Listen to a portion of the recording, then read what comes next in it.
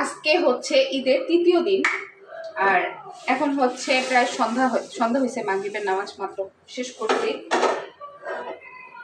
তো পোলাও, তারপর হচ্ছে গরুর মাংস, রোস্ট, এগুলো খাইতে খাইতে আমি একবারে অতিষ্ঠ। তাই আমার কাছে এখন মনে হলো আমি হচ্ছে শুটকি রান্না করব। আমিও যদিও খুব ভালো একটা শুটকি রান্না করতে পারি না, তবে এখন যে রান্নাটা করব এটা হচ্ছে আমার মায়ের রেসিপিতে করব।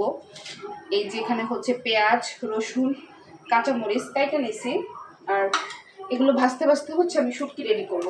আর এই যে দেখেন, আমি হচ্ছে এই যে 5 লিটার যে তেলের বোতল দেখতেছেন, এটা থেকে হচ্ছে সবসময় তেল ঢালি। আমার আম্মা কত যে বলে। এই শুটকির রেসিপিটা আমার মায়ের কাছ থেকে নেয়া। এর মধ্যে আমি এলাচ, দারচিনিও দিব।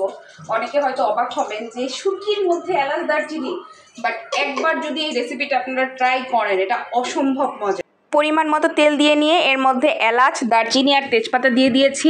তারপর এর মধ্যে দিয়ে দিব পেঁয়াজ, রসুন আর কাঁচামরিচ কুচি। চাইলে এগুলো ব্লাইন্ড করেও দেওয়া যায়, সবগুলো একসাথে ব্লাইন্ড করে দিতে পারেন। অনেকে আছে পেঁয়াজ ভাজা, আস্ত পেঁয়াজটা যে থাকে সেটা পছন্দ করে না, তবে আমার কাছে শুটকির মধ্যে এরকম ভীষণ ভালো লাগে।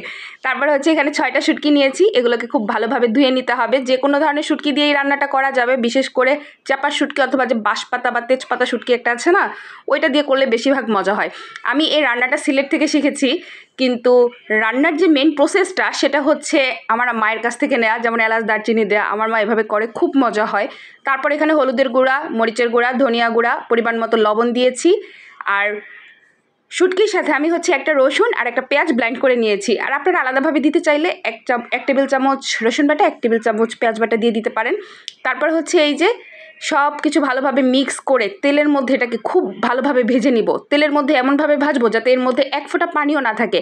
আর এই শুটকি রান্নাটা বাহিরেও কিন্তু আপনি যদি রাখেন, একদম বয়ামে করে রাখতে পারেন, যে কোনো প্রকার ডিব্বায় সংরক্ষণ করতে পারেন। সেক্ষেত্রেও কিন্তু এভাবে করলে, ভাজা ভাজা করলে সেটা একদম আনায়াসে 4-5 দিন ভালো থাকে বাহিরে। আমি তো এভাবে প্রায় রাখতাম শীতের মধ্যে, গরমের মধ্যে 2-3 দিন আনায়াসেই থাকে।